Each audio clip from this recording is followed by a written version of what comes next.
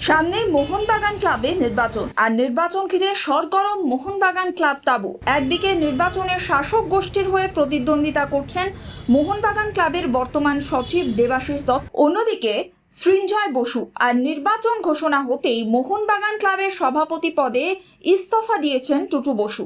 তবে টুটু বসুর পদত্যাগপত্র এখনও গ্রহণ করেনি মোহনবাগান কর্মসমিতি। আর এদিন মোহনবাগান ক্লাবে কর্মসমিতির বৈঠক থাকলেও সেই বৈঠকেও টুটু বসুর ইস্তফা পত্র গ্রহণ করা নিয়ে কোনো সিদ্ধান্ত হয়নি। এদিন বৈঠক শেষে সাংবাদিক সম্মেলনে এমনটাই জানালেন মোহনবাগান সচিব দেবাশিস দত্ত। উল্লেখ্য, পাশাপাশি এদিন উপস্থিত ছিলেন মোহনবাগান ক্লাবের সহ সভাপতি কুণাল ঘোষ। এই তিনজন আজকে আমাদের ইলেকশন বোর্ডে ওই তিনজনের জায়গায় স্থলাভিষিক্ত হয়েছে এবং আমরা এই তিনজনকে জানিয়েও দিচ্ছি এবং অসীম রায় সাহেবকেও আমরা এটা ইনফর্ম করে দিচ্ছি। এইটাই আমরা আজকে সিদ্ধান্ত নিয়ে, কারণ ইলেকশন প্রসিডিওর চলছে, আপনারা জানেন এখন প্রিলিমিনারি ভোটার লিস্ট চেকিং চলছে 21 তারিখ অব্দি। তো খুব দ্রুত গতিতে রায় সাহেব করছেন ইলেকশন বোর্ড।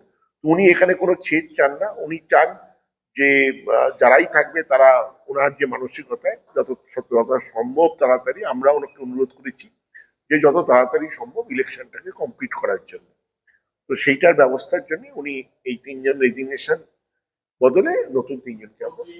সৌরভ রায়ের রিপোর্ট, স্কাই নিউজ বাংলা।